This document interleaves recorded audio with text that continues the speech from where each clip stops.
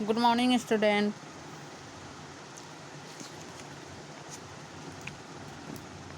मैंने आप लोग को 4th चैप्टर का आकारांत नपुंसक लिंग शब्द पढ़ाया है। ठीक है, ये सारे तो मैंने आप लोग को बता दिए हैं। ठीक है, अब जो क्वेश्चन आंसर है और हमने बोला था इसको याद करने के लिए आप लोग को। ठीक है, नपुंसक लिंग शब्द वे होते हैं जो न तो पुल्लिंग के अंतर्गत आते हैं और न ही स्त्रीलिंग के अंतर्गत आते हैं। ठीक है, जो ना पुरुष जाति का बोध कराया, जो ना स्त्री जाति का बोध कराए, तो वो हो गया क्या आपका नपुंसक लिंग। ठीक है, सभी आकारांत नपुंसक लिंग शब्दों के रूप प्रायः एक समान ही चलते हैं।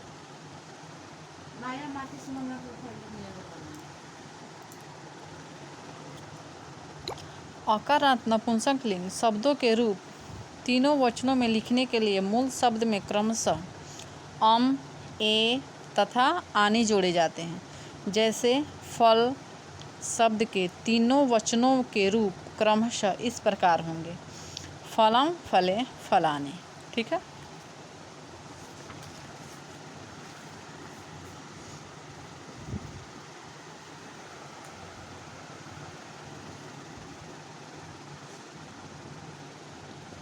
अब ये जो है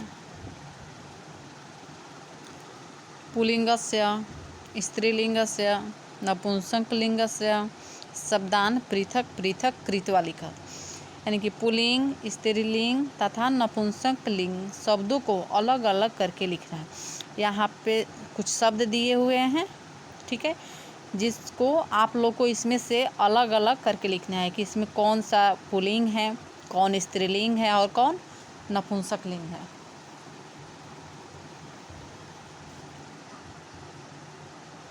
ठीक है, रत्नम, तो ये ना पुरुष जाति का बोध कराता है और ना ही स्त्री जाति का। ये हो गया आपका नपुंसक लिंग। ठीक है, तो लिखेंगे इसको हम नपुंसक लिंग में।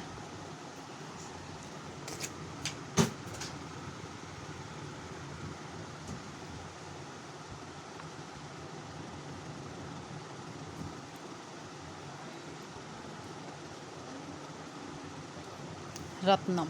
ठीक है, आगे है सरिता। ठीक है, तो सरिता हुआ आपका स्त्रीलिंग।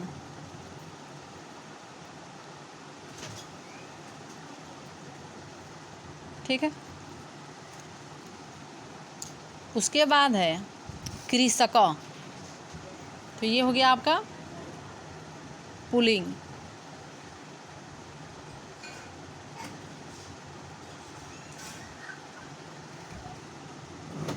ठीक है, मूषिका, ये हो गया आपका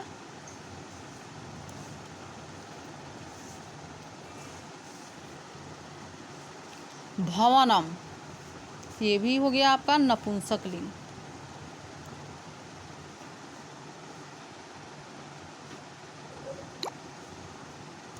रजक, रजक मीन्स धोबी होता है। ठीक है, तो हो गया आपका ये पुल्लिंग। आगे है वर्षा, हो गया आपका ये स्त्रीलिंग। मुखम, हो गया आपका ये नपुंसक लिंग। ग्रीवा, हो गया आपका ग्रीवा में गर्दन होता है। सुद,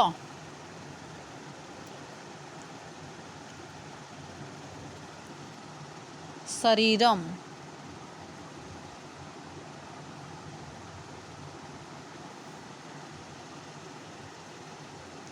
नकुल,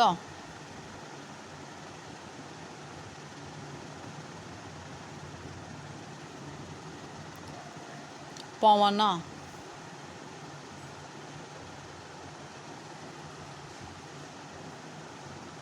छात्रा, अब हो गया यंत्रम।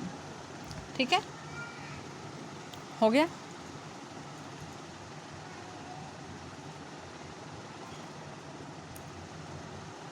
आगे है अर्चना। तो क्या लिखना है, द्विवचने बहुवचने च परिवर्तयत, यानी कि जो शब्द दिया हुआ है इसको आप लोग को लिखना है द्विवचन और बहुवचन में, एक वचन का इस्तेमाल नहीं करना है, ठीक है। लिखना है केवल द्विवचन और बहुवचन में। अर्चना, अर्चना, अर्चने, अर्चना। ना विसर्ग लगा हुआ है, शरीरम, शरीरम, शरीरे, शरीरा। और नाने का गम, फिर ज़माने का गम क्या करें।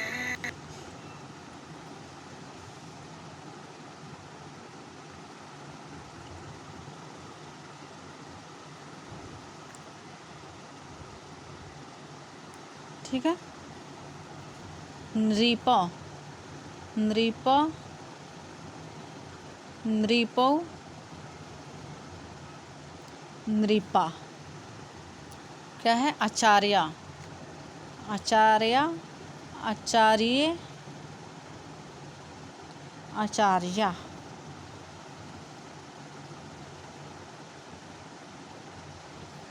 मुखम, मुखम, मुखे, मुखाने। वनम, वने, वनानि। जटा, जटे, जटा। ठीक है। बाला, बालौ, बाला। शाखा, शाखे, शाखा। सर्प, सर्पौ, सर्पा। ठीक है। आचार्य, आचार्य, अर्चना, अर्चने, अर्चना। शरीरम, शरीरे, शरीराणि। नृप, नृपौ, नृपा। आचार्य, आचार्ये, आचार्या। मुखम, मुखे, मुखानि। वनम, वने, वनानि। जटा, जटे, जटा। बालः, बालौ, बाला। शाखा, शाखे, शाखा। सर्प, सर्पौ, सर्पा। ठीक है। अब आगे है चित्रम दृष्ट्वा संस्कृत पर्याय लिखत, यानी चित्र को देखकर संस्कृत में पर्याय लिखना है। तो क्या हो गया ये, मेघ। ठीक है।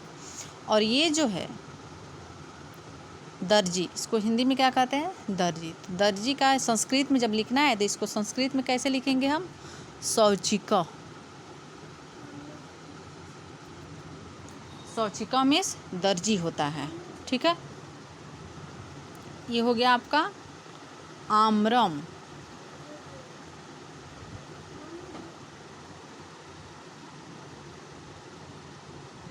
ठीक है। ये हो गया आपका आम्रम।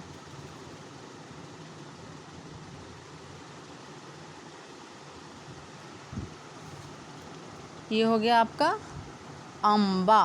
अम्बा मीन्स माँ होता है। ये हो गया आपका अध्यापक।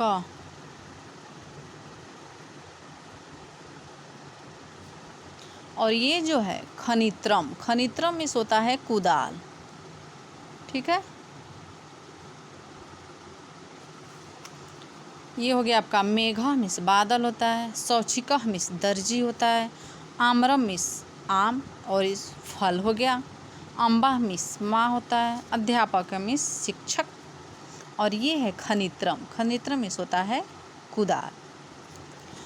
ये जो है आपका 4th चैप्टर, इसको हम लोग पढ़ चुके। ठीक है। अगर हमने पढ़ा दिया तो आप लोग का क्या काम है कि इसको याद करना। ठीक है। बुक में बना लीजिएगा और याद भी करते रहिएगा। ठीक है। एक वचन, द्विवचन, बहुवचन में। और ये जो है इसको भी आप लोग, इसको लिखना है पुल्लिंग, स्त्रीलिंग, नपुंसकलिंग में। तो जो पुरुष जाति का बोध कराए उसे पुल्लिंग कहते हैं, जो स्त्री जाति का बोध कराए उसे स्त्रीलिंग कहते हैं, और जो न पुरुष जाति का बोध कराए और जो न स्त्री जाति का बोध कराए उसे हम क्या कहते हैं, नपुंसकलिंग। ठीक है। इसको हमने लिख दिया है।